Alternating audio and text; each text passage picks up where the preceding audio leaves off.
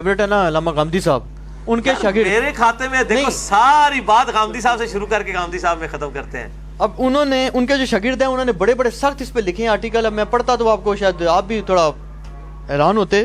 انہوں نے یعنی باقاعدہ ایسے ایسے آرٹیکل لکھے ہیں کہ لونڈیوں اور کی خریداری کیسے ہوتی تھی. تو انہوں نے لکھا جی کہ یہ بات کس طرح یعنی مانی جا سکتی ہے کہ خدا ایسا نظام برداشت کرے. وہ تو ایسا نہیں کہتے تھے خدا نے برداشت نہیں کیا، خدا نے ڈسکریج کیا، وہ نظام ختم ہو گیا، اپنی موت خود مر گیا. ڈسکریج کدھر کیا؟ ڈسکریج کیا نا کہ لونڈیوں کو آزاد کرو، غلاموں کو آزاد کرو. آہستہ آہستہ نہیں سلطنت عثمانیہ تک تو جاری رہا، تو پھر تو اس کے بعد کوئی نبی نہیں نہ آ سکتا. نہیں ڈسکریج تو کیا ہے نا. وہ سلطنت عثمانیہ کو ہم کو اسلامی حکومت تو نہیں سمجھتے، مسلمان حکومت تھی. ان کی دلائل ہمیں کو پیش اور اسلام پہ اعتراض تو یہ لوگ کرتے ہیں سب سے بڑا یہی. تو پھر ہم تو بھائی حضرت معاویہ رضی اللہ تعالیٰ عنہ ان کے بعد کسی بھی حکومت کو ڈیفینڈ کرنے کے لیے تیار نہیں ہے، سوائے جو اکا دکا کوئی صحیح ہے. نہیں حضرت معاویہ کیسے کیا تعلق ہے؟ نہیں میں ویسے کہہ رہا ہوں کہ اگر ہم ان کو تیار نہیں ہے تو سلطنت عثمانیہ کو ہمارے رشتہ دار. نہیں سلطنت عثمانیہ کو تو اعتراض ہی نہیں کرتے. وہ تو کہتے ہیں جی اسلام میں لونڈی غلام کا تصور کیوں رکھا گیا. کون کہتے ہیں؟ یہ مستشرقین کہتے ہیں، در یہ کہتے ہیں، بے شمار لوگ کہتے ہیں. اس کے اوپر جناب الجہاد فی الاسلام کتاب لکھی ہے مولانا مودودی نے. اچھا ٹھیک ہے، وہ اسی ٹاپک کے اوپر ہے. انہوں نے ان اعتراضات کے جواب دیے کہ ایک سسٹم چل رہا تھا. ان کو تسلی بخش جواب دیے ہیں جی تسلی بخش جواب دیے. جان چھڑائیے. اصل میں آج کے دور میں یہ باتیں کرنا بڑا آسان ہے. آج عورتوں کے حقوق کی بات کرنا بھی، جس زمانے میں اسلام عورتوں کے حقوق کی بات کر رہا تھا نا، اس زمانے میں ان لوگوں کو پتہ بھی نہیں تھا ان حقوق کا. علامہ وحید الدین خان صاحب نے کتاب لکھی ہے اسلام دور جدید کا خالق.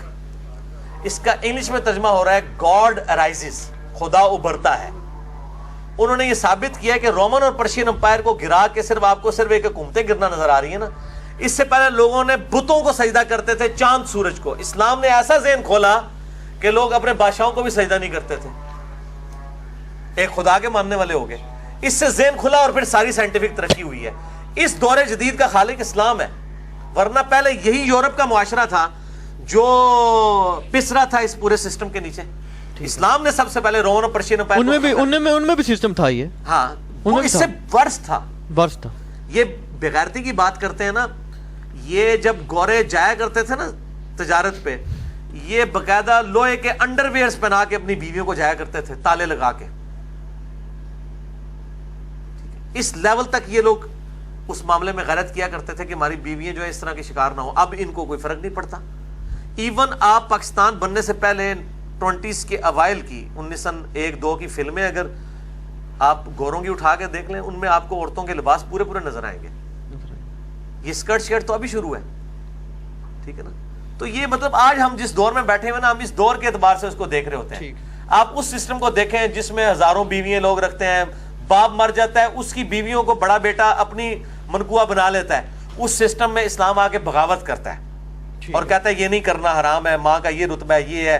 اور وہ سورہ النساء کی آیت نمبر 23-24 کے اندر جو ہے وہ محرمات ابدیہ کی لسٹ بتائی جاتی ہے، ٹھیک ہے، کہ یہ بھی حرام، یہ بھی حرام، یہ بھی حرام، یہ بھی حرام.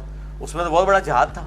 آج ایوولوشن کے بعد ہم جو ہے وہ ایک ایوالوڈ معاشرے میں پہنچے ہیں، تو آج ہمیں یہ معاشرہ بڑا اچھا لگ رہا ہے. آج بھی پریکٹیکلی ان تمام چیزوں کے باوجود کموڈٹی نہیں بنا دیا یورپ نے عورتوں کو.